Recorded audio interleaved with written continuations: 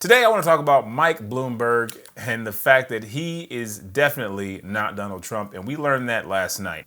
Last minute, I guess within 48 hours of the debate beginning, Mike Bloomberg qualified for yesterday's debate with 19% nationally, so that gave him his fourth qualifying poll, so he's able to actually participate in the debate for the first time. Prior to this, he was unable to participate in debates because he was not meeting the donation requirement, of course, because he's self-funding his campaign. So now, the question was always, is actually showing up to the debate a good thing for Bloomberg? His personal statements were always he didn't really care, he didn't feel like it was really meaningful, and he was fine just moving on to the states that are going to be voting after Super Tuesday. No concern. Last night, we saw a very unprepared Mike Bloomberg go out there and get absolutely destroyed by all of the other candidates. Now, I've been saying for the longest that I feel like he's the dark horse in this race. And you know what? I'm just going to tell you guys where I am after last night. I still think he's got a pretty good shot of winning the nomination. But that's because people are uninformed, not because I think he did particularly well. But I'll tell you this. Before this video is over, the real question is going to come down to the fact that the media narrative around Mike Bloomberg just changed. Now, I've been mentioning over the last few days that I've noticed that the favorable coverage that I was seeing of Mike Bloomberg around last week, maybe the week before, had started to kind of go in the other direction. But if you look at the reports about last night's performance specifically, everybody is destroying Bloomberg. Listen, the price for this election for Mike Bloomberg just tripled because it's going to cost him so much money to overcome this media narrative. He might regret getting in this race. I mean, Elizabeth Warren came back from the dead last night and absolutely ethered Mike Bloomberg. And I got to give her props. Last night, she came to life. Props to her. She showed signs of life, and she really went after him. You know, unfortunately, her performances up until now have been so inconsistent that I really can't say that she has a shot of winning the actual nomination. But really all this says is that the Democrats they got nothing. Like, the Democrats are absolutely lost at this point. The problem is that now that Bloomberg has had that performance and we saw how he performed, there's no way he's going to compete with Donald Trump. Like, we thought, okay, he's a New Yorker, like, meaning, you know, he probably has some kind of personal history with Donald Trump. He know that Trump's going to play dirty. You see he's throwing the money at this thing like crazy. But listen, Trump's base is very firm. Like, people love Donald Trump. And you got to give them something better to vote for. And Bloomberg really just isn't it. If you didn't watch this debate, you missed some fireworks. Like, this was probably the most entertaining debate. I was like, I don't want to watch this thing. But when Warren saw her chance, she took it. I'd like to talk about who we're running against. A billionaire who calls women fat broads and horse-faced lesbians. And no, I'm not talking about Donald Trump. I'm talking about Mayor Bloomberg. Senator Warren, you've been critical of Mayor Bloomberg on this issue. Yes, I have. And I hope you heard what his defense was. I've been nice to some women. That just doesn't cut it. The mayor has to stand on his record. And what we need to know is exactly what's lurking out there. He has gotten some number of women, dozens, who knows, to sign non-disclosure agreements, both for sexual harassment and for gender discrimination in the workplace. So, Mr. Mayor, are you willing to release all of those women from those non-disclosure agreements so we can hear their side of the story?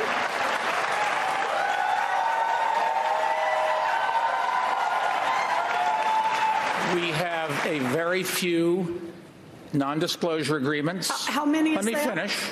How many is that? None of them accuse me of doing anything other than maybe they didn't like the joke I told. And let me point, there's agreements between two parties that wanted to keep it quiet, and that's up to them. They signed those agreements, and we'll live with it. So wait, when you say it is up to, I just want to be clear. Some is how many? And when you say they signed them and they wanted them, if they wish now to speak out and tell their side of the story about what it is they allege, that's now okay with you? You're releasing them on television tonight? Senator? No. Is that right?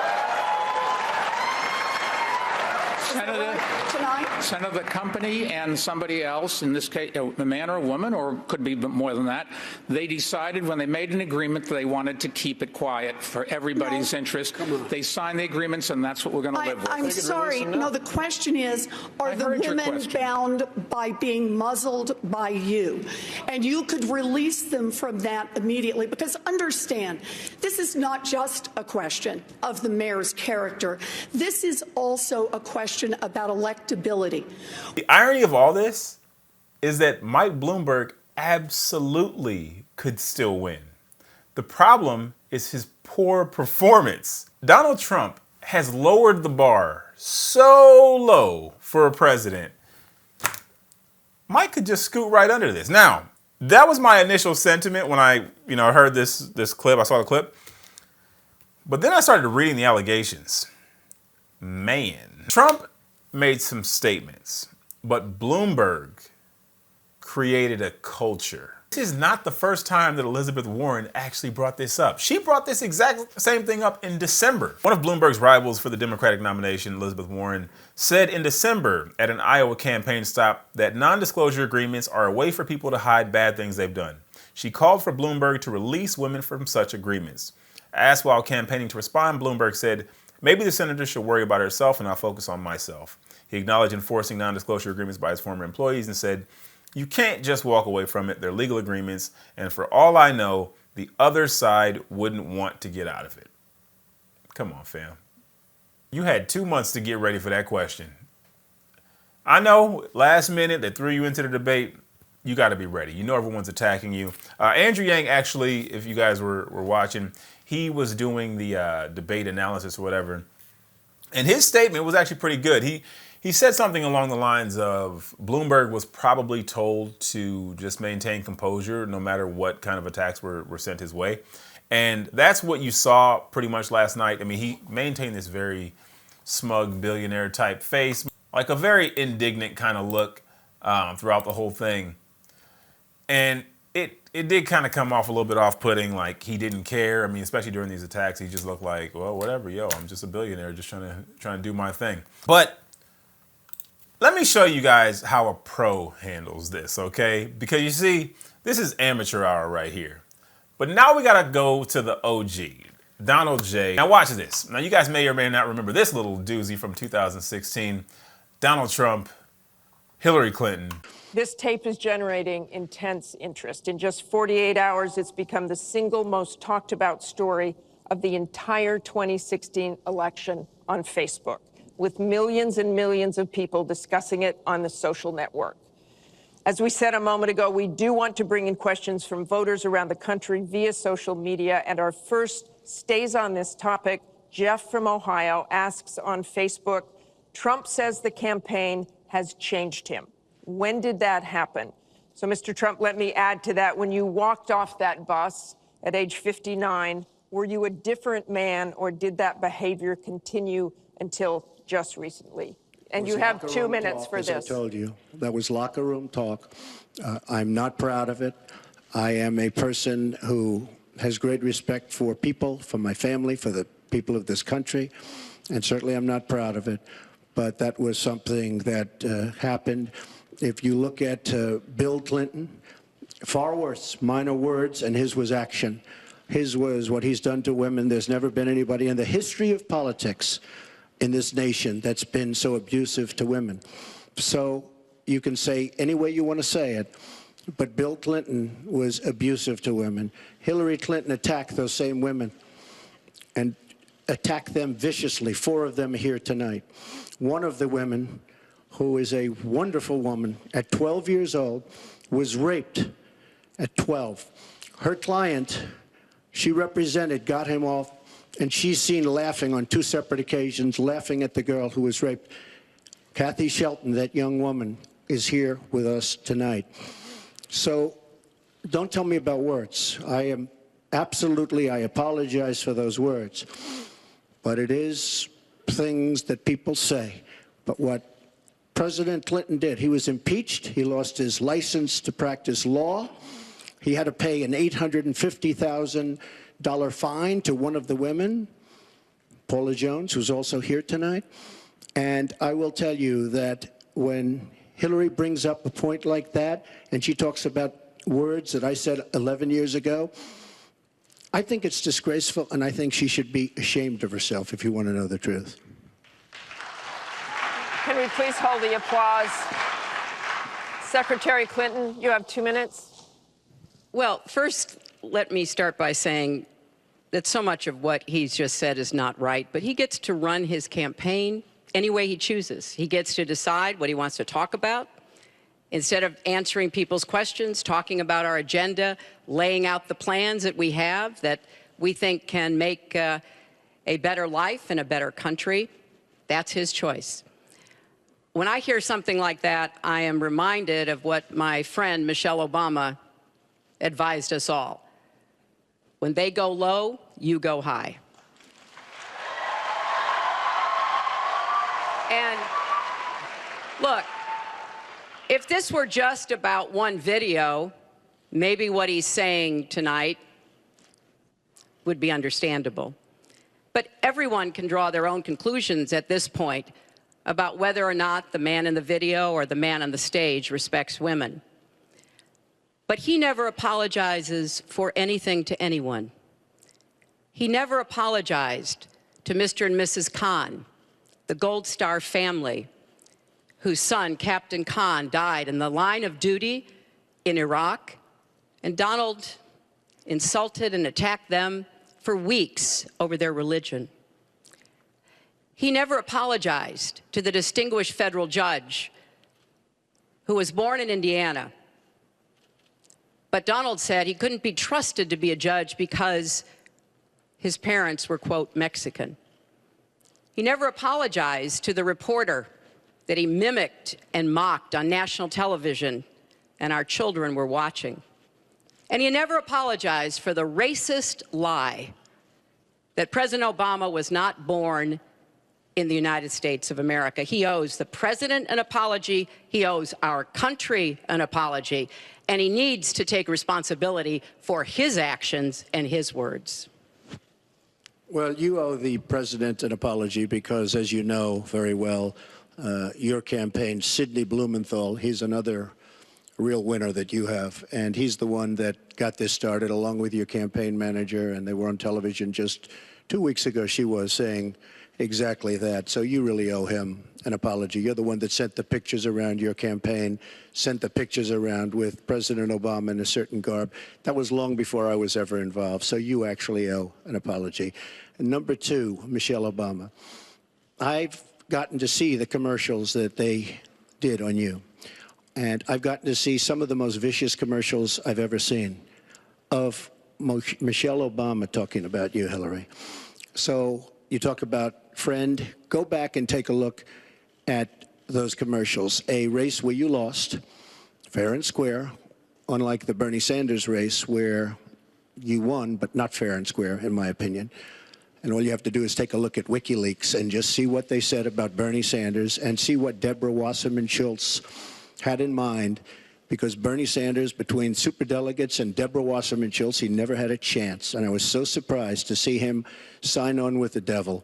I don't think people really understand who we're talking about. This man brought those women, and he had them like right out there in the first or second row or something like that. Like, this dude is no joke. You see what he did to that question? They were asking him about locker room talk, and he done turned this whole thing about Bill Clinton. Bill Clinton is not even on the stage. Are you kidding me? Any candidate who's talking about going up against him has to understand that he does not care about the rules. Savage, that's it. That's the word. That's how he handles it. You know, he's prepared, and he's willing, like he's got a retort, like he's ready. Bloomberg wasn't ready. And that's it, man. Bloomberg is no Trump. So many people don't like him. Do you think he's going to let up now? Like, he's already the most powerful man in the world. So he's gonna be like, oh, you know what? Let me switch it up now for my second term. Like, I only got here by being this person. The guy who was telling people to drag people out at the rallies, and I'll pay his bail. And this guy he's special. Ain't nobody wearing blue got a chance against this guy at all. They're not the same. They both got money, they both got influence, they both from New York, but that's about where it ends. Now, they both got a pass, but Trump he's willing to say whatever in order to avoid his skeletons coming out of the closet. Warren was brilliant. She didn't just question his character. She said, look, let's let the women speak. Are you releasing them from their non-disclosure? But again, I feel like, or at least this would have been my initial thoughts, people aren't going to pay attention to this that much. They don't really watch the debates. It's Bloomberg. He's still got the name recognition. I mean, the man is literally polling at 19% nationally, having never appeared on a debate stage. But this is what makes me start to question my position. The media has turned. Even the analysts on cable news, many of whom secretly hoped to work for Michael Bloomberg one day, had to admit his performance was world historic awful, really a new low in the history of spoken English. Gloria Borger, what's the big headline? Bloomberg was awful. This was a disaster for Bloomberg. They tore the skin off him yesterday, last night in Las Vegas. I thought it was a very bad night for him. He's probably doubling the salaries of his staff who want to go into the spin room, because I wouldn't want to go in there and defend him after the night that he had. It was a devastating introduction to Mike Bloomberg, for Mike Bloomberg, to a lot of America. Bloomberg went in as the Titanic, billion-dollar machine Titanic. Titanic, meet iceberg Elizabeth Warren. There's no question that she could go toe-to-toe with Trump. She left Bloomberg in a puddle on that debate stage. Presidential hopeful Mike Bloomberg pulled off the impossible during Wednesday night's Democratic debate, when he essentially got every political pundit in the mainstream media to agree on something. Unfortunately for Bloomberg, they all agree that he was the evening's biggest loser. Critics said Bloomberg appeared bored, disenchanted, and even mocked his response to a variety of attacks he should have easily anticipated. I mean, this was just bad. This is just bad. And again, these were the people who he would be expecting to prop him up. I mean, he's only been pumping all his money into the DNC, into the media. I think most of the other debates, they really wanted to move on quickly. It was more like, okay, that's enough. We can go to the next question. This one, they let them talk for 5 and 6 and 8 minute stretches about the same thing over and over and over again. They would let them go back and forth. They let somebody new jump in the same back and forth between two candidates. Like, this was a battle royale. And Mike Bloomberg lost. Nobody can beat Trump. I mean, nobody could beat Trump before, but now it's hopeless.